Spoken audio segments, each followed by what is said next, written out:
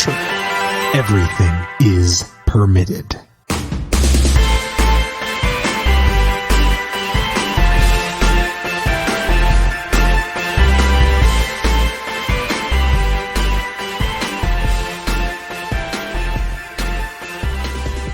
Welcome to a very special episode of EIP. I'm your host, Brittany Tomes, alongside my co-hosts, Julian and Matt, and we are interviewing today the wonderful Mary Kenney. She's a writer, author, game designer, bicon, and also lovingly referred to as the writer of one of the, quote, gayest scenes in video game history. Engrave that on my tombstone. I mean, it's well deserved. I think until The Last of Us 2 came out, you were holding that pretty strong. And you know what? I'm happy to seed it because that was also a very good scene. But like, it's good to be on the list. What a time to be alive. Yeah. So yeah, you're here to talk about fun video game things. Video games are an incredible storytelling medium, and one that by nature allows it to be a little more interactive than film and TV.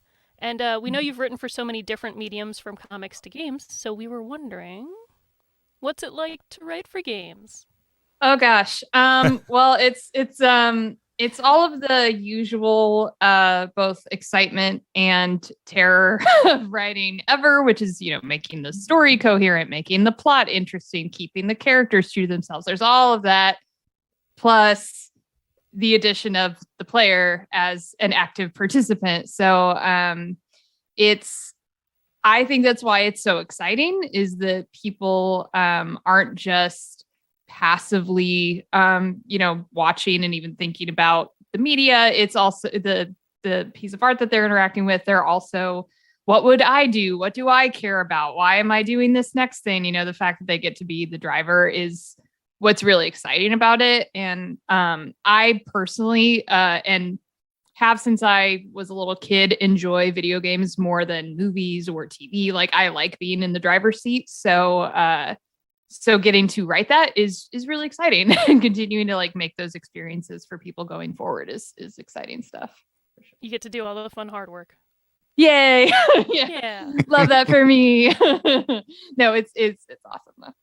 Mary, have you always loved games, or is it something you came into later on? I've loved games since I was a little kid, but I kind of took a break from them. So I would say I played my first video game when I was 9 or 10. It was the first Neverwinter Nights game from BioWare. Mm-hmm. And I fell in love with it. It's all I wanted to do for an entire summer. I was writing fanfic. I was writing, it was a lot. I got very into it. And from then on was playing video games all the time for the reasons I said. I really liked being in the driver's seat. I really liked being a participant in all these worlds. But then around the time I hit high school, I kind of took a break, because short answer, because I was busy doing a lot of other things. And I didn't really come back to them until college, my freshman year of college. My then boyfriend, now husband, bought Dragon Age Origins, and I saw him playing it. Yeah, and I saw him playing it. I was like, move aside, because you're making bad decisions. So I'm gonna make them now. So that kind of sucked me back in, and I've been playing since. And then obviously, I was thinking about video games so much, and I was pursuing a writing degree. I was like, maybe what if I comboed those? What if I write an RPG instead of just play it? Whoa! It's writing it along the way. Yeah. I love that. Just mentioning Dragon Age Origins, that's so many good memories. I'm very sad this is just a podcast, because I have so many, I have a new Dragon Age tattoo I want to show off for the people, but I can't. But you can show it anyway. Oh, nice. Snap. That's awesome. When'd you get that? I got it. There's a shop around the corner from my house, and I wandered in. I was like, look at all this. And he's like, I don't know what this is from. And I was like, I don't care. Can you draw it really good? And he did. Yeah. I still love Shale from that game. He was always a favorite character of mine, even though I think he was a DLC, but Mm-hmm. No, agreed. Any character that's like kind of mean to me but warms up to me is Yep. that's Oh, that's absolutely my jam. It's funny because in real life I'm the opposite. If you're mean to me, I'm Oh. just like, you're a terrible person. But Oh, then you yeah, watch no, like a same. show and you're Video like, why do I games, like yeah, bring Catra it so more. much? Oh, Catra. Oh. I can trust them. Okay, sorry, I diverted us for a little bit there. Hey, no, you're good. Everybody loves Dragon Age. I was wondering, because, I'm a voice actor, from the VA end of things, I was interested in knowing how often you get to interact with VAs, because I know most of the time it's not like you're there near the booth, but I know that you have to do rewrites sometimes. So when you do projects, do you ever get to interact with VAs? Yeah, the short answer is I actually interact with them a lot. So I don't know if I've just kind of lucked out at my studios, but both at Telltale and Insomniac, I'm usually there with the actors, with the voice director. Either me or another writer on the project is there. Both what you said we're listening to an actual human say the line and we're like, oh, that ain't it. And have to do a quick rewrite on the fly. So there's that. But there's also the setting up context, which is really important. And my general philosophy on my days in the booth interacting with actors is to try to stay out of the way as much as possible. But if I write the line, what are you doing? I'm there to say, is it a what are you doing or what are you doing? And that's it. Like that, I'm there for that kind of context. But otherwise, apart from like what's going on in the scene, how did we all get here? How do the characters feel about each other? If we're doing something like Spider-Man, is he swinging or sitting right now? But apart from all that, I try to just stay out of the actor's way, because once you have that context, actors are the ones who know how to interpret that best. And we get so many surprising good choices because of that. But yeah, the short answer is I interact with VAs a lot and they're cool. And it's well, we'll have to meet up that way in the future. Hey. I'm gonna make it happen. I'm gonna be like, Insomniac, I'm coming for every role. Let's go. Listen, I need to get in here because this sounds great. That sounds good. Mary, you kind of already mentioned you're an advanced writer at Insomniac Games right now. And you wrote for Marvel's Spider-Man Miles Morales, which was 2020 PS5 launch title. Amazing game. I know Brittany and I absolutely loved it. I know I powered through the game like twice. Had so much fun with it. And I like what you mentioned earlier about like, really being in the driver's seat, because those games are so much like about that.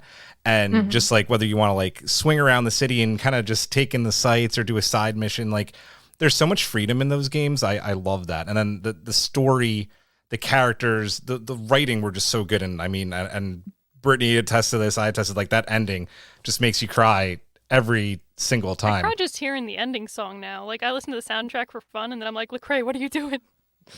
I'll tell you, I was in reviews of that final cinematic, with the animation team and everybody, and I still cried every time. Like I was just like, no, hold on 1 second. Yep, I have a note on the lighting, but 1 second. Yeah.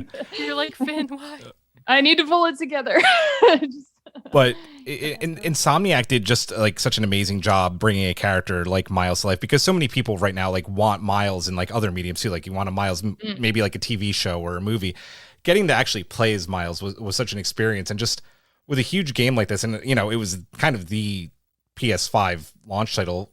How was that working on a huge game like that? So this was my first AAA game in studio, where I had done contracts on AAA games before, but always as an outside contractor. So this was the first time I was really involved in the process. Working with every department, obviously writing scripts and being in the booth and being on the stage and all that. So it was a lot. It was there was a pretty steep learning curve for sure. But I, feel like I caught up eventually. And I think the biggest moment for me where I was like, oh, we're not in Kansas anymore was when we had the reveal trailer and seeing just the internet's reaction when and he being whipped off his mask, I screamed. Oh yeah, it was gorgeous. I was like, is that snow? I mean, that was almost as good as like, some of those big like movie trailer reveals that people get. Maybe better, honestly.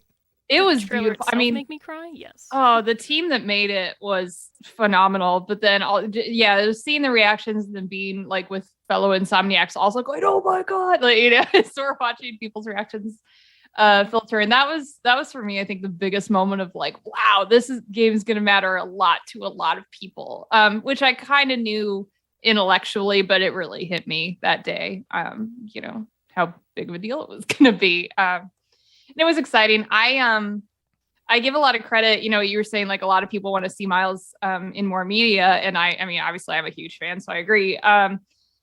The Spider-Man PS4 team that decided to have Miles as a character there obviously set us up for success. But he was my favorite character in the first game. And so when I did my interview at Insomniac, I had no idea what I was interviewing for. It was, a year away from being announced. And so during my interview, they just straight up asked me like, so if you can make any, obviously you're a big fan of Spider-Man because 4, we've seen your tweets. They're unhinged. They didn't say that, but it's true.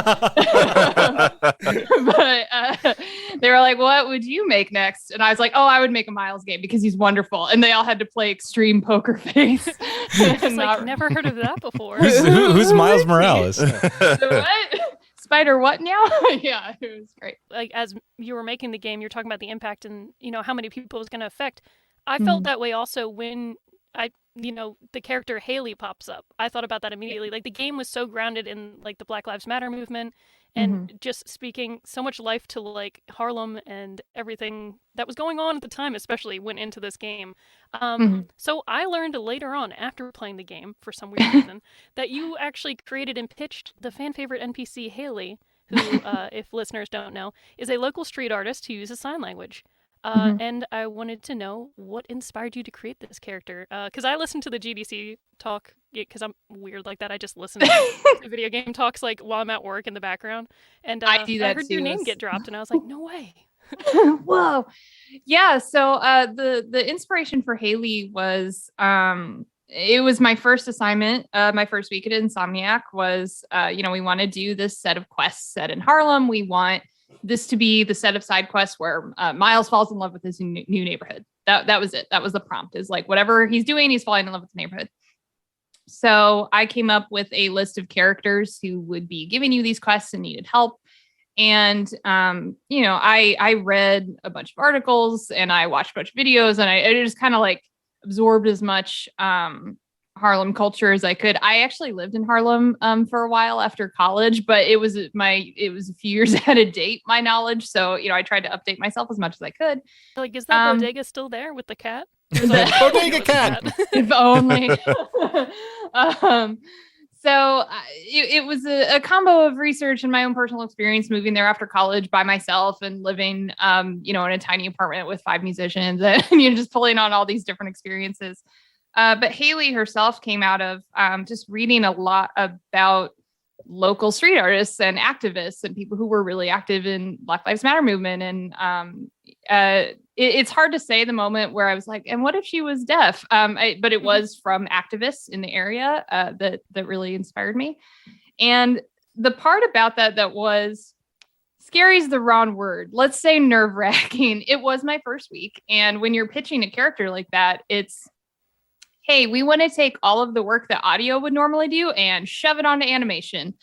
And so I had to go pitch it to the animation leads and be like, hey, you guys know how you're like super busy? What if more? So I had to go. But for a really good reason. But it'll be awesome. Yeah. So I kind of like geared myself up for this, having to make this long argument. And there was no argument. Like I didn't have to gear myself up at all. It's just said, hey, you know what would be cool is if she was deaf and she's American Sign Language. And they went, that would be cool. We don't know if we have the technology, but that would be awesome. And so then they worked with Sony and we really figured out like, how can we put, the little dots that you use in motion capture? How can we put that on individual fingers so you can capture those movements? How do we, we start working with casting to find a deaf actress who could play Haley, Natasha O'Feely, who's wonderful and did such a great job. And we worked with consultants who could look at the cinematics and make sure that we were showing off ASL really well. So it really was a group project. While I pitched her and I wrote her scripts, everybody came together to make Haley happen. And even in terms of the scripts, Josh Castile and then Natasha, they looked at my scripts and, they were trying to be really nice and really polite, but they were just like, it's like, guys, just tell me if it's wrong. Just tell me if it's bad. And they did. Please. I mean, they weren't like, wow, it's horrific, but they were like, hey, this isn't how we would say this. This is just not the way that we would phrase these things. And my attitude on that always is like, well, let's get it right. Like that's more important than protecting my sweet, good words. Cause if they're wrong, they're wrong. Let's fix it. So I did some rewrites and they were like, yep, this is it. And that's how we ended up with all of our Haley scenes. And it was really great. It was a really cool process. I've never been through anything like it in any form of game development. So yeah, it was cool. I just want to say the way they did motion capture too. Yeah, like you absolutely got it right too with whatever rewrites you did, because their like Miles and Haley's relationship is just so, like, it's so natural. Like, I feel like we've all been through that. It felt so real. Like, you really connected with them. Like, all over the relationships in that game. I'm getting goosebumps just talking about it. They were just all so good. Yeah, exactly. It was just, you did a great job on that character. So thank you. I had a mentor several years ago at Telltale tell me the theme of a game always ends up being what the developers who are making it are going through. And at the time I was like, that's silly, whatever. But now I'm like, no, that's completely true. Because if Miles's, thing is like, oh, wow, it's hard to measure up to the new Spider-Man.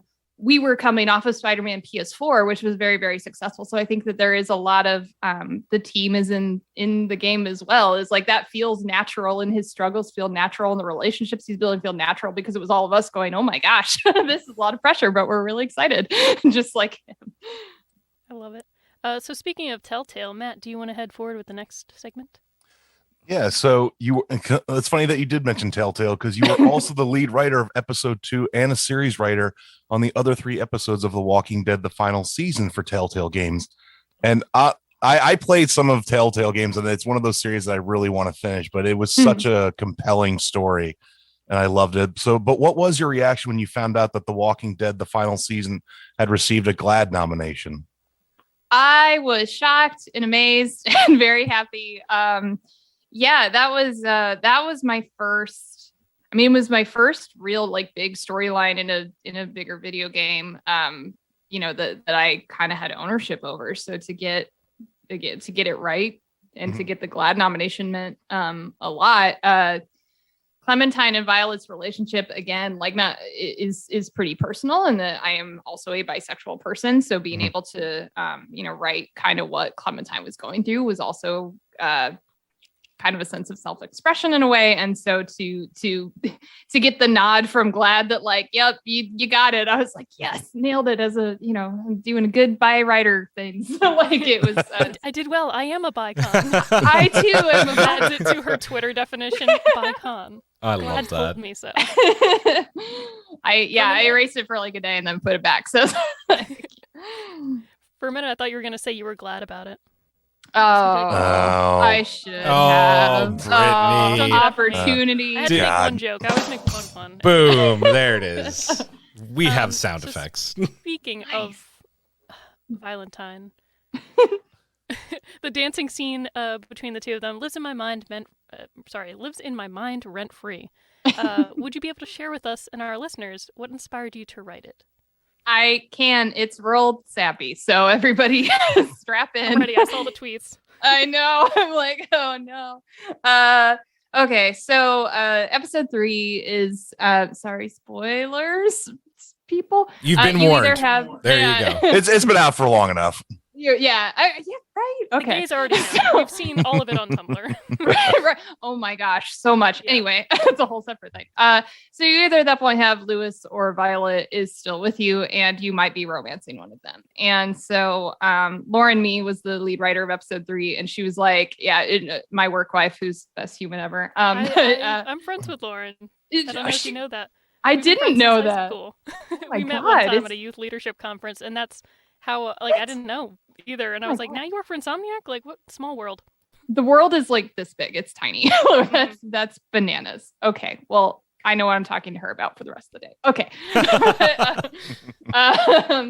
So she was the lead writer of episode 3, and she asked me to write the Violet romance scenes because I had been writing them, and she had already written the Lewis equivalent at that point. So I read through that scene. It's super sweet and charming.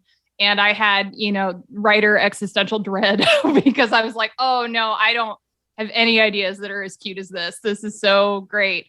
So I sat down to write the Violet and Clementine scene, and I just stared at a blank page for a long time because I couldn't think about what to do.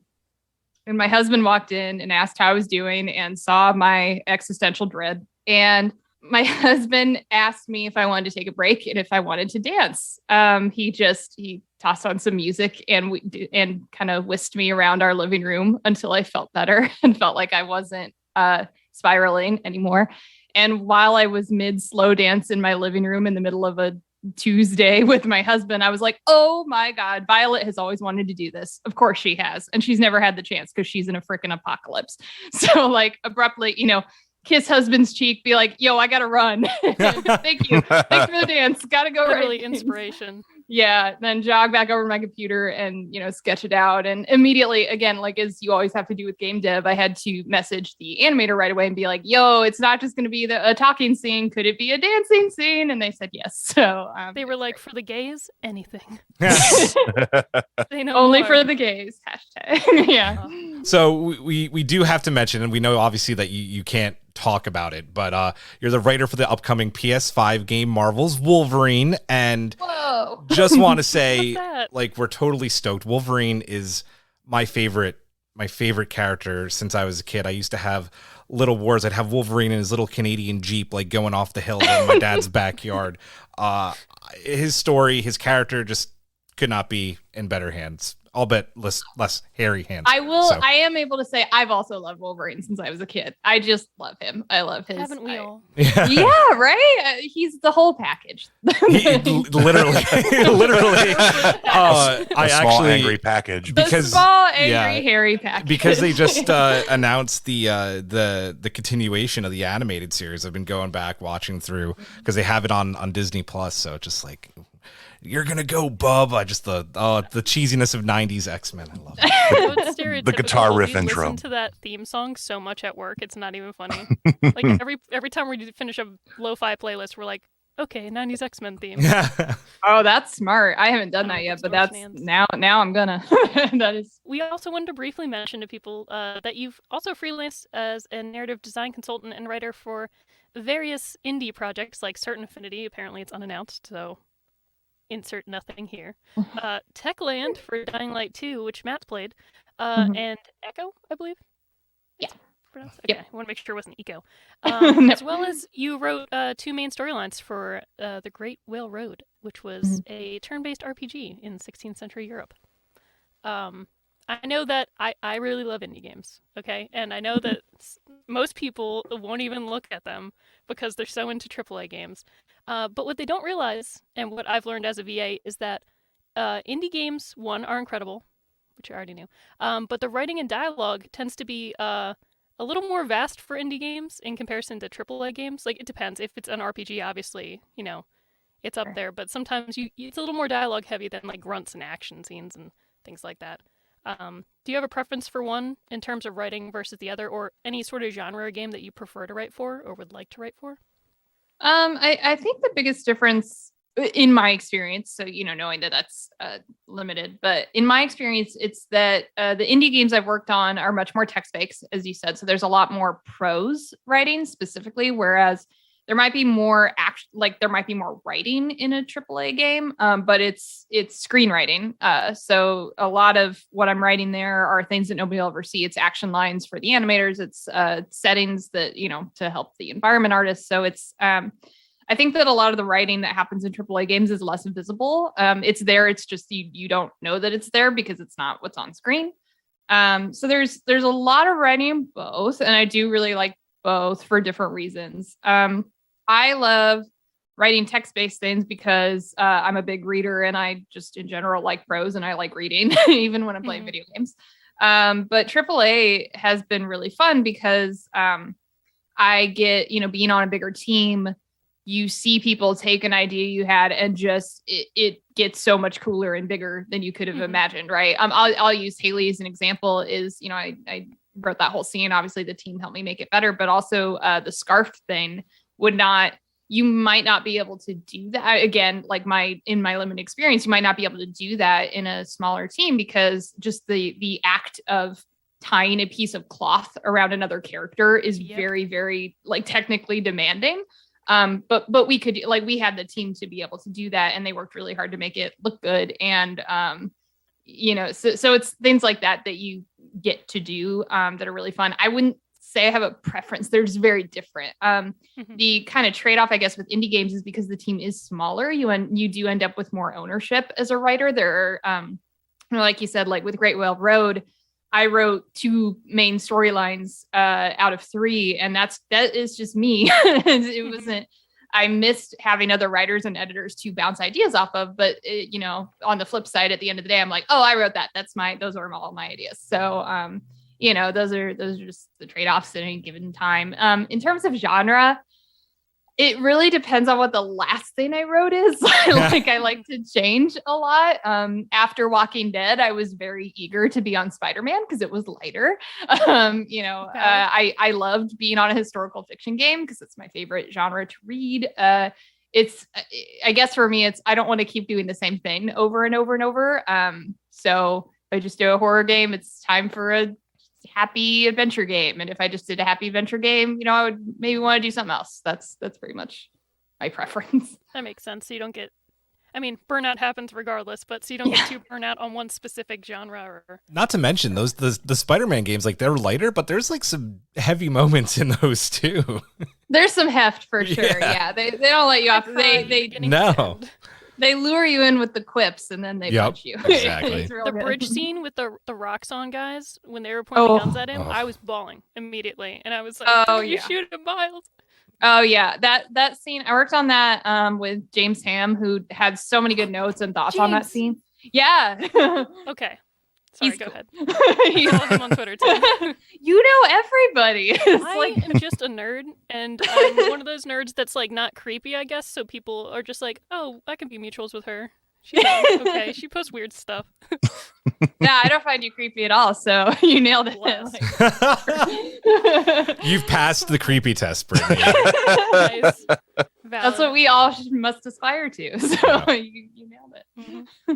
I have a question, Mary. I'm not gonna ask you about Dying Light 2 because I know it's been a while since you worked on it, but I'm curious just from listening to you talk, when you write certain things for certain characters that are established, do you kind of get to define like the character how you want, or are you kind of like confined a little bit? They say like they can't do certain things, or do you just get to like write what you would like and just try and pitch it to see if it'll work?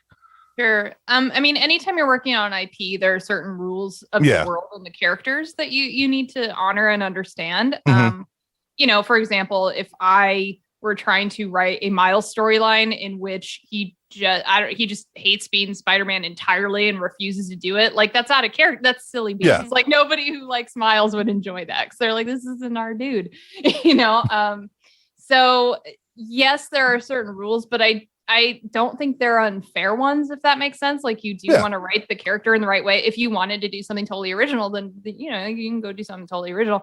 That said, though, especially with characters that have kind of a longer, they've been around a long time, there have been so many different interpretations of them by different writers that a lot of your job as a writer is figuring out, like, okay, what makes sense for our version of the character? What traits do we want to pull in? What pieces of the backstory do we want to pull in? What do we need to invent that's new? Kind of sifting through all of that while still staying to the core of the character is part of our job as well. For sure. Awesome. Yeah, that's really cool. I love hearing you talk about like kind of the behind the scenes stuff and all this. It's really interesting for me. It's game writing is cool. Mm-hmm. Game writing's neato. Yeah. Versus like something like Walking Dead, where we had Clementine, which is a character we inherited, but the other characters are all new. So that was just all original characters. But at the same time, they still had to fit within the universe of Walking Dead, right? They couldn't be characters who had survived this long in the apocalypse without learning to fight, without losing something, without, there are certain rules that they still needed to, check these different boxes. So, so that's kind of the balance. Now, for something like Walking Dead, would they say like, play the game so you kind of understand the character, or do they just say like, this is kind of what we loosely define, like say Clementine as, and just kind of work with that? So for Clementine, I mean, Clementine was a Telltale original character. Yeah. So like I was on a sequel, so I was inheriting her, but I did I played through all the games to really understand her. But even then, when you're inheriting a character who has different rails, she has done different actions. Again, a lot of it, much like inheriting a character that's been around for a long time, you're like, okay, but what's the core of Clementine? Mm-hmm. Clementine might have in season 2 punched somebody or laughed in their face, like maybe that was a binary, and that both of those possibilities exist within the character. But what are lines she would never cross? What are things she might be wondering about? Where is she at this point in her journey, no matter what? And for season 3 actually set us up really nicely for that, because she wasn't a playable character. She was a side character. So we knew exactly where she was by the time we got to season 4.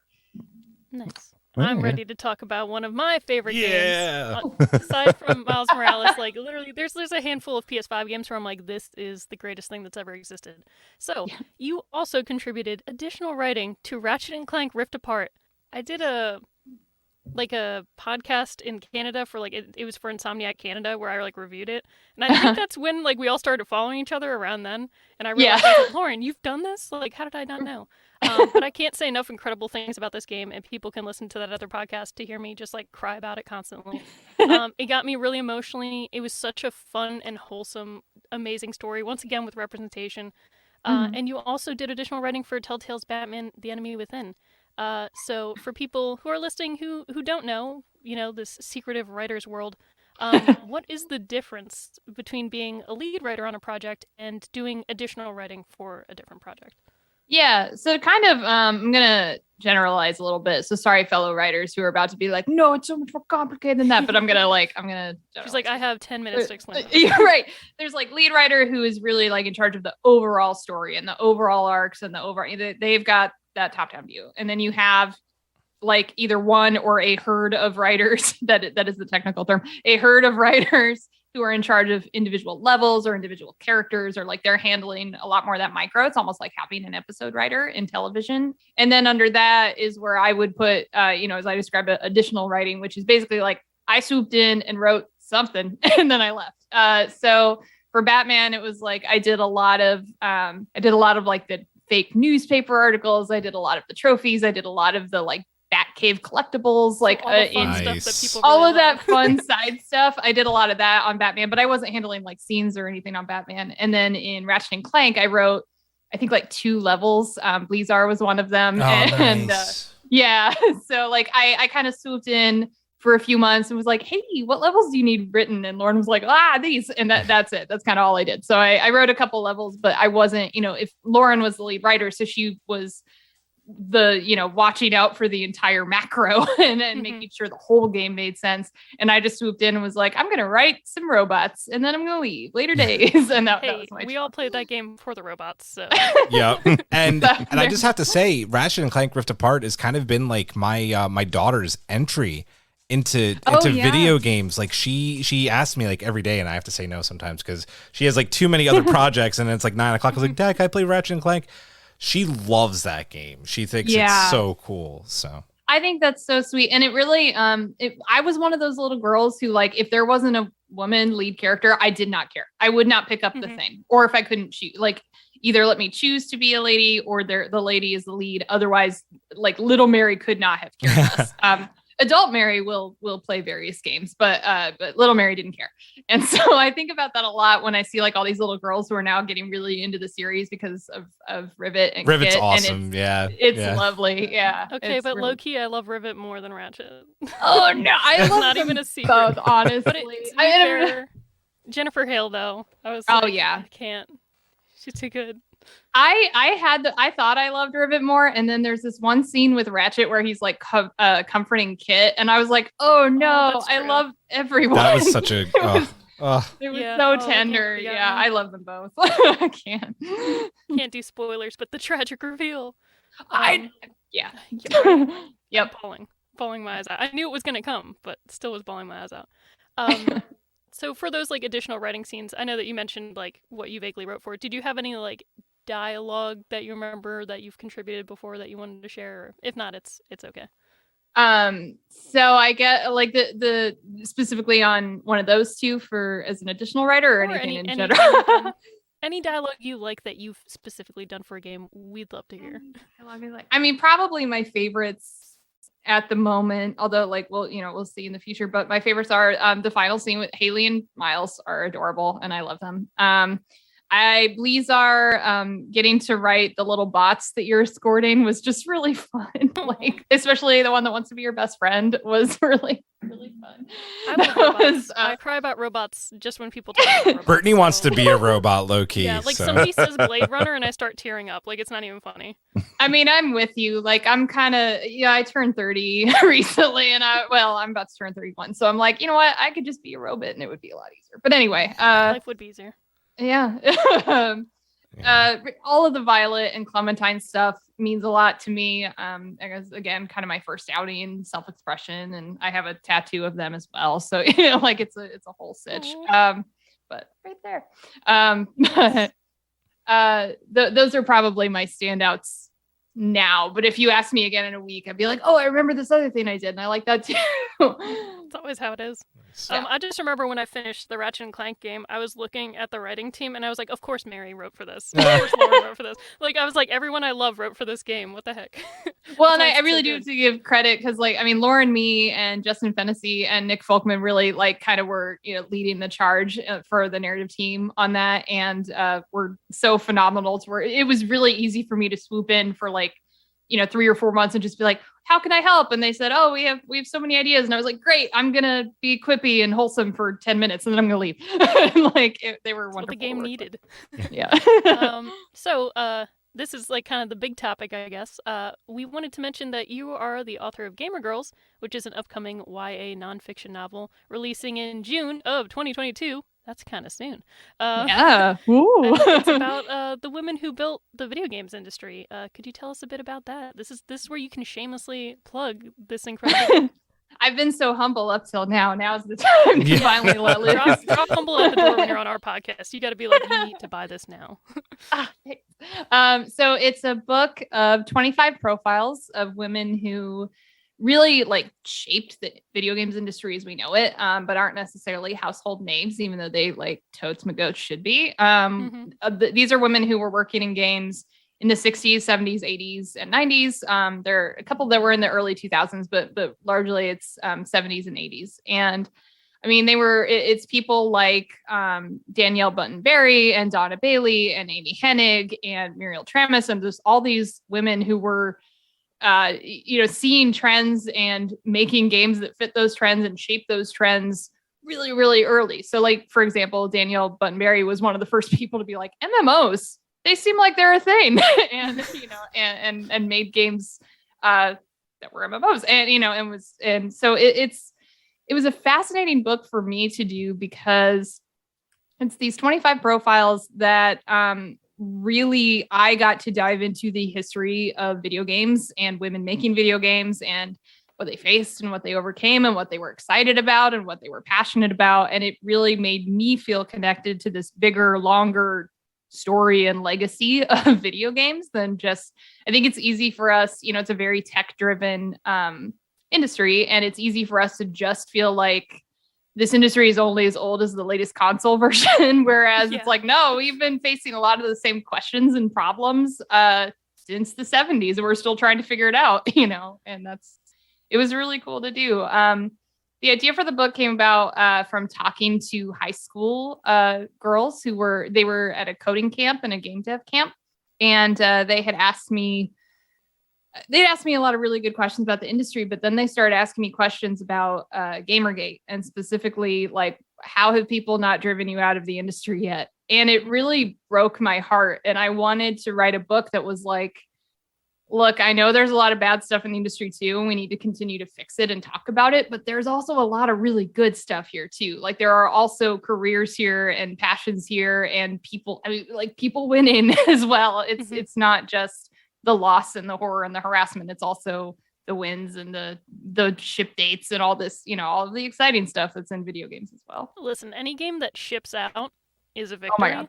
It's I a follow miracle. enough game devs. Like, I feel like I'm constantly in the background of like all these talks, and I'm just like, can you believe someone will mention a game, and I'll be like, you don't even know what it took to get that game out on time, and they'll be like, I know, I didn't work on it, but my friends did. Like every single video game ever, I meet a game dev who's like, I can't believe we shipped it, and I'm like, same, bro. Like every single time, for sure. What I like about your book is that I feel like nobody else has written this book. Like sometimes like you hear about a book and it's like a more updated version of, something, or you've heard these names before. Mm-hmm. I've watched documentaries about, the history of games. I read stuff all the time. I love games. But even watching something like High Score or whatever that was on like Netflix and stuff like that, they rarely mention the female, I don't know, engineers on these games or, it's so to hear you just like list off 5 off the top of your head, I was just like, oh, she really did the research, kids. Like, the receipts are already here in this book. The receipts are coming. Yeah. And a lot of people have asked me about the book, like, well, was it hard to find 25 women? And I was like, no, when I assembled my list, I had 150. I was like, wow, that's okay, awesome. So you can't cool, write, you can't write a 7-part Encyclopedia Britannica. So let's figure out like, who are the people for whom I can find original sources or do interviews? There was like a kind of figuring out who to profile process, but the problem was not, oh, there are no women here. It's the women aren't the ones who have been interviewed, and they haven't been the ones asked to panels, and they haven't been the ones with Wikipedia pages. That's the issue, right? Like women have been here, you just don't know about them. I mean, look at NASA, same thing. People didn't know until Hidden Figures came out. And I was like, absolutely. Yeah. Pretty sure this should have been in textbooks. Yep. Is that big until now? Yeah, kind of thing. So thanks for leading that charge. Before you head out, because I know you're busy, and thank you so much for joining us, where can our listeners find you? This is once again a shameless plug. Tell us your any not NDA upcoming projects you want to promote. I guess your book is probably the best. I think we've talked about everything that isn't under an NDA. So classic. The easiest place to find me is Twitter, my homeland. You can find me at Mary Kenney News. Which that, by the way, that handles because I used to be a journalist, not because I think I'm an important enough person. But there's like news. I thought it was Mary News, like you just know. Yeah, so it was like really. That's such a funny pun, and I'm like, oh, damn, it is. I thought you were hilarious. I was like, honestly, I'll stick around just for that. I'm not hilarious, but let's go ahead and say I am because that's better. But yeah, so that's the easiest way to find me. Apart from that, I think I have my website listed there as well, which is just marykgames.com. And yeah, those are the 2 places to reach me. It's a bomb website. It's very clean. It's aesthetic. Clean websites are few and far between these days. Mm-hmm. So yeah. The hidden benefit of not having any artistic skills is that I don't try to fill it with stuff. It just looks very professional. I'm just like, man, I need a voiceover website like this. This is very clear cut. Thank you. So thank you so much for taking time out of your day to talk to us about your work. We wish you all the best with your upcoming projects and look forward to the release of Gamer Girls. I'm literally making all my friends read it. So thank you. Thank you so much. Thank you, Mary. Yeah, thank you, Mary. Thanks for having me.